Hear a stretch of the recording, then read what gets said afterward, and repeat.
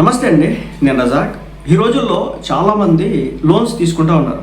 హోమ్కి loan తీసుకోవడం కావచ్చు, కార్కి లోన్ తీసుకోవడం కావచ్చు, బైక్కి లోన్ తీసుకోవడం కావచ్చు, ఇలా రకరకాల వాటికి ఉద్యోగం వచ్చిన వెంటనే లోన్స్ తీసుకోవడం అయితే జరుగుతుంది అనమాట. అయితే ఈ లోన్స్ తీసుకోవడం వల్ల మానసిక ప్రశాంతత అనేది ఒక మనిషికి ఉండదు, చచ్చిపోతుంది, ప్రశాంతంగా నిద్ర కూడా పట్టదు. కాబట్టి ఈ లోన్ వీరంత త్వరగా తీర్పాలని చెప్పేసి అనుకుంటూ ఉంటాడు మనిషి.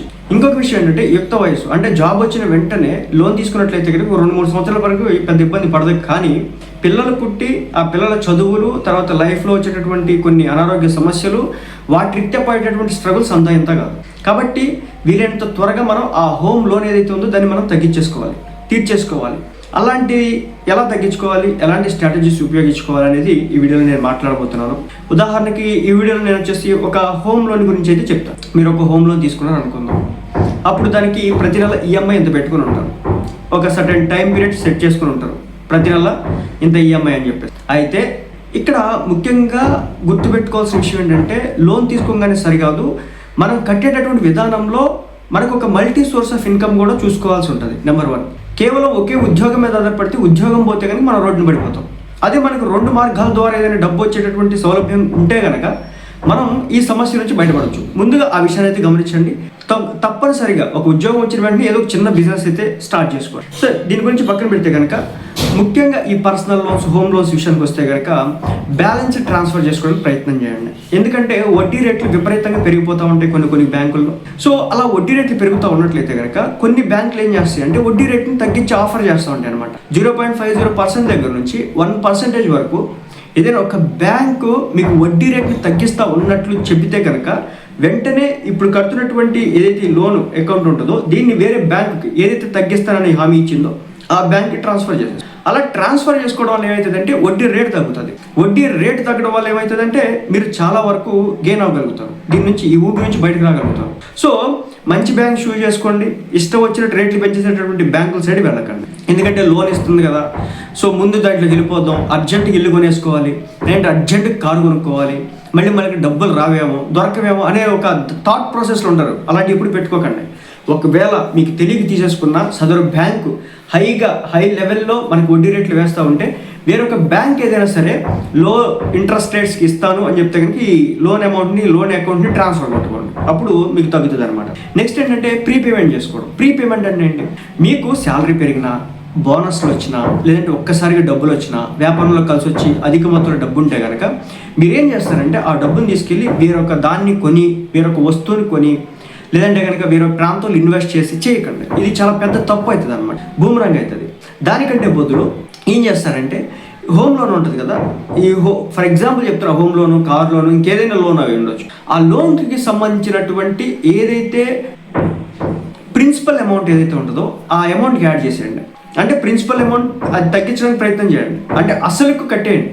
వడ్డీకి కట్టడం ఈఎంఐ అలాగే కడుతుంది కాబట్టి అసలుకు కట్టేయండి. ఎప్పుడైతే మీరు అసలుకు కట్టగలుగుతారో వీలైనంత త్వరగా ఈ సమస్య నుంచి బయటపడడానికి అయితే అవకాశం అయితే ఉంటుంది. భారీ స్థాయిలో డబ్బు వచ్చినప్పుడు వెంటనే అప్పు కట్టే ప్రయత్నం చేయండి. అది ఈఎంఐ పెంచడం కాదు, ఈఎంఐ రేట్ పెంచడం, ఈఎంఐ రేట్ తగ్గించడం కాదు. ఏం చేయాలంటే అసలుకి మనం ఈ బాకీని కట్టేయాలి. ఇక థర్డ్ వచ్చేసి రెపో రేట్స్ అనమాట. బేసిక్గా రిజర్వ్ బ్యాంక్ ఆఫ్ ఇండియా ఏం చేస్తుందంటే ఎవ్రీ ఇయర్ కూడా చాలా సందర్భాల్లో రెపో రేటు పెంచింది, తగ్గించింది. అంటే బ్యాంక్ యొక్క వడ్డీ రేట్లను తగ్గించడం, పెంచడం అనేది చేసింది అనమాట. దీంతో కొన్ని సందర్భాల్లో కొన్ని బ్యాంకులు ఏం చేస్తాయంటే మీకు ఈఎంఐని తగ్గించడం జరుగుతుంది.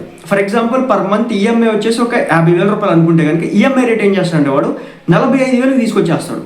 మీరు అనుకుంటారు ఈఎంఐ రేట్ తగ్గించేసినాడు కదా, ఇంకేంలే, మాకు రెపో రేట్ పెరగడం కారణంగా తగ్గడం కారణంగా అని చెప్పేసి అనుకుంటారు. ఇలాంటి పని చేస్తే కనుక మీరు వరదలో కాలేసినట్టు. మీరు ఏం చేస్తారంటే బ్యాంక్ దగ్గరికి వెళ్ళి రెపో రేట్ తగ్గింది కదా కాబట్టి నా ఈఎంఐ తగ్గించొద్దు. మీరు ఏం తగ్గిస్తారంటే నా యొక్క అసలు ఏదైతే ఉంటుందో దాన్ని తగ్గించే ప్రయత్నం చేయండి అని చెప్పేసి చెప్పండి. ఈఎంఐ తగ్గించడం వల్ల ఏమవుతుందంటే మళ్ళీ ఆ నెలలు అనేది పెరుగుతూ ఉంటుంది అనమాట. దీని ద్వారా ఏమవుతుందంటే ఇంకా కట్టాల్సినటువంటి గడువు అనేది పెరుగుతూ ఉంటుంది. అదే మీరు అసలు తగ్గించారనుకోండి, అసలుకి డబ్బు తగ్గుతుంది, దాంతోపాటు మీరు వడ్డీకి కట్టేటటువంటి వడ్డీలు కూడా తగ్గుతాయి అన్నమాట. ఈ విధంగా అసలు మీద వచ్చేటటువంటి వడ్డీకి కూడా తగ్గుతుంది. ఈ మార్గాల ద్వారా అంటే రెపో రేట్ ఎప్పుడైతే తగ్గుతుందో వెంటనే మనకి ఈఎంఐలు తగ్గించదు బాసు, మీరు అసలు తగ్గించండి, దాని మీద నేను చూసుకుంటానని చెప్పేసి చెప్పండి.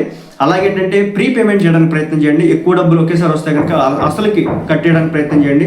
అలాగేంటంటే బ్యాలెన్స్ ట్రాన్స్ఫర్ అన్నమాట.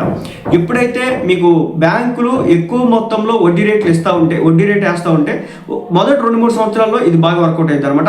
ఆ తర్వాత పెద్ద వర్కౌట్ అయితే ఏం కాదు, ఎందుకంటే ఇన్ఫ్లేషన్ అవన్నీ కూడా మిక్స్ అయి ఉంటాయి కాబట్టి కొంచెం కష్టం అవుతుంది. కాబట్టి బ్యాలెన్స్ ట్రాన్స్ఫర్ విషయంలో మొదటి 3 సంవత్సరాల లోపు ఒక 0.5% దగ్గర నుంచి 1% వరకు ఏదైనా బ్యాంక్ తగ్గిస్తారంటే ఆ బ్యాంక్ అకౌంట్ని ట్రాన్స్ఫర్ పెట్టేసుకోండి. దాంతో ఏమవుతుందంటే మీకు చాలా వరకు వీలైనంత త్వరగా తగ్గడానికి అయితే అవకాశాలు అయితే ఉంటాయి అనమాట. అల్టిమేట్గా చెప్పేది ఒకటే, అసలను తగ్గిస్తే కనుక వడ్డీ రేట్లు తగ్గుతాయి. నేను అసలు తగ్గించిన ఈఎంఐలు తగ్గించుకుంటానంటే కనుక ఆ జీవితాంతో ఆ ఈఎంఐలు పే చేస్తూనే ఉండాలి. ఇంకొక విషయం భవిష్యత్తుకి సంబంధించి కూడా చెప్తాను. బేసిక్గా ఎవరైనా సరే ఉద్యోగం వచ్చినటువంటి కొత్తలో ఉద్యోగంలో భాగంగా మీరు పే చేస్తూ ఉండొచ్చు, కానీ ఒక ఫ్యామిలీ వచ్చిన తర్వాత పే చేయలేరు. ఇంకొకటి చెప్తున్నా, లే ఆఫ్స్ భయంకరంగా జరుగుతున్నాయి. మీరు ఐటీ ఫీల్డ్లో ఉన్నట్లయితే కనుక లే ఆఫ్స్ భయంకరంగా జరుగుతాయి. ఎప్పుడు ఉద్యోగం ఉంటుందో ఉద్యోగం లేకపోతే తెలియదు. ఇంకొకటి ఏంటంటే మీరు ఐటీ ఫీల్డ్లో ఉన్నట్లయితే కనుక ఏఐ ఆర్టిఫిషియల్ ఇంటెలిజెన్స్ అనేది చాలా భయంకరంగా తయారవుతుంది ఈ రోజున. ప్రతి ఫీల్డ్లో కూడా ఏఐ గట్టిగా అవుతుంది అనమాట. అంటే మనం ఫిజికల్గా చేసే వర్కులు పక్కన పెడితే మనం ఏదైతే ఐటీ ఫీల్డ్లో సాఫ్ట్వేర్ లెక్క చేస్తామో అదంతా కూడా మన ఏఐ చేయబోతోంది. కాబట్టి మీరు చాలా జాగ్రత్తగా అయితే ఉండండి. పోనీ జాబ్స్ చివరికి డ్రైవింగ్ జాబ్స్ కూడా పోవడానికి అవకాశం అయితే ఉంటుంది. ఎందుకంటే చైనా లాంటి దేశాల్లో, అమెరికా లాంటి దేశాల్లో ఈ రోజున డ్రైవర్లెస్ కార్స్ కూడా అక్కడ తిప్పుతున్నారు. ఇంకా రెస్టారెంట్లో ఎవరైతే సర్వర్లు ఉంటారో వీళ్ళందరినీ కూడా రోబోస్ మెయింటైన్ చేస్తూ ఉన్నాయి. మన హైదరాబాద్లో కూడా ఉన్నట్లు ఒక సమాచారం, నాకు ముంబైలో కూడా ఉంటున్నాయి అన్నమాట. ఏమంటే రోబోస్ డైరెక్ట్ వచ్చేసినాయి, అంటే సర్వర్స్తో కూడా పని లేదనమాట. ఇంకా పనికి వచ్చేదాళ్ళు ఏంటంటే ప్లంబింగ్ వర్క్, పెయింట్ వర్క్, ఇలాంటివి ఏవైతే ఉంటాయో ఇలాంటి వాళ్ళకి జీవితంలో వీలైనంతవరకు జాబ్స్ పోవు. ఎందుకంటే అది తప్పనిసరిగా అక్కడ మనుషులు ఉండాల్సిందే. ఇక్కడ నేను చెప్పేది ఏంటంటే ఎవరైతే ఐటీ ఫీల్డ్లో ఉండి ఇల్లు కొనుక్కుంటారో లేదంటే కార్లు కొనుక్కుంటారో వీలైనంత త్వరగా మీ అప్పు తీర్చుకునే మార్గాన్ని చూసుకోండి.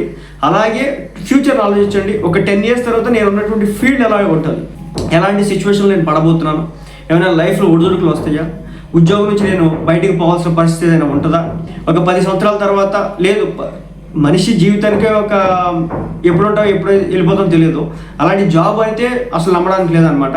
సో రాబో రోజుల్లో ఇంకా కాంపిటీషన్ అనేది ఇంకా భయంకరంగా పెరుగుతూనే ఉంటుంది. కాబట్టి కంపెనీస్ పరిస్థితి ఎలా ఉంటుంది, ఇప్పుడున్నటువంటి సెక్టార్స్లో చూసుకుంటే కనుక ఏ విధంగా నడుస్తూ ఉంటుంది, వీటన్నిటిని చూసుకోండి.